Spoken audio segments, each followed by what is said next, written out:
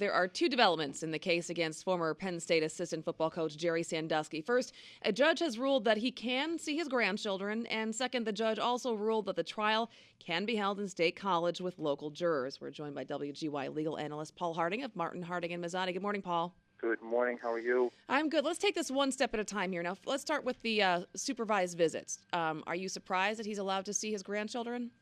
No, that one didn't surprise me. I think you're going to have supervised visits. You're going to have parents. You're going to have the kids are of age. I would be surprised if they just said no.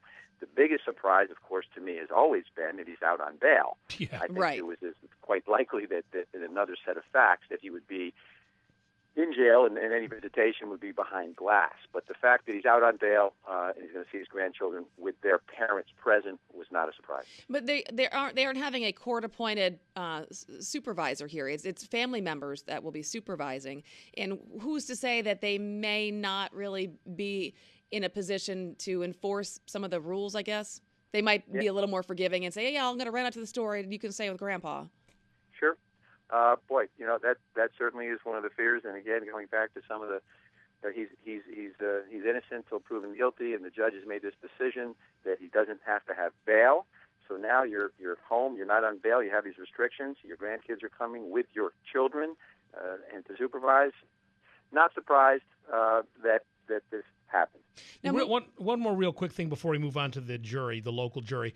Would it be theoretically possible, or do you think it's ever happened, when you have like a sex abuser like this? As far as we know, he's only allegedly abused males. Would a judge ever rule that, well, you can visit with your female grandchildren but not your male grandchildren? I have never heard of them doing it that way. It is usually there's going to be supervised visits with children, or you're not going to get any visits at all with children. I've never heard it divided up with the male-female. Interesting question, though, Chuck. Now, moving on to the jury selection here, are you surprised? Usually, it's usually the defense asking to move the trial elsewhere because of the pretrial publicity. In this case, they want to stay in State College because they seem to think that a jury made up of local jurors will probably be more inclined to have some kind of loyalty towards Sandusky. Is that the theory? That's the theory, and this one, I looked up to see if I could find one other case, not only in our state, but anywhere in the country, where this motion was made and approved. And I didn't find one, because you're right. Take the Porco matter, the Chris Porco case. Moved to Orange County because there was so much publicity, and they just, and probably true, felt that he couldn't get a fair trial here. He was already half convicted prior to the beginning of the trial. To go to Orange County, there was very little, if any, media coverage, and then the case proceeded, and he ultimately was convicted.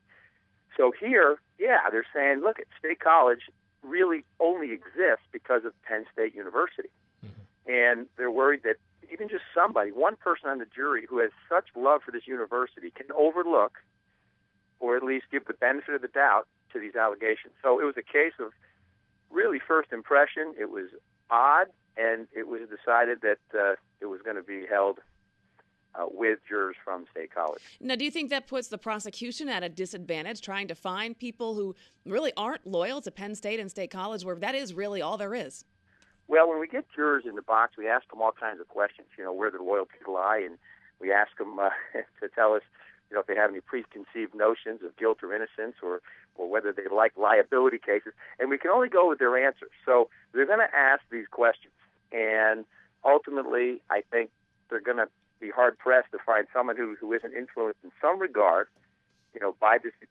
If you've ever been to State College, Pennsylvania. Oh, I have many times, yeah. It exists and it was made a beautiful place, wonderful place, but it exists for one purpose, and it's to promote that university. It is that university. So they're going to have difficulty doing it. Probably going to be a week or two of jury selection, hundreds of jurors, potential jurors being talked to try to find the small number that are going to be as impartial as possible. WGY legal analyst Paul Harding of Martin, Harding & Mazzotti, 1-800-LAW-1010. Paul, thank you. Okay, Chuck and Kelly. Bye-bye.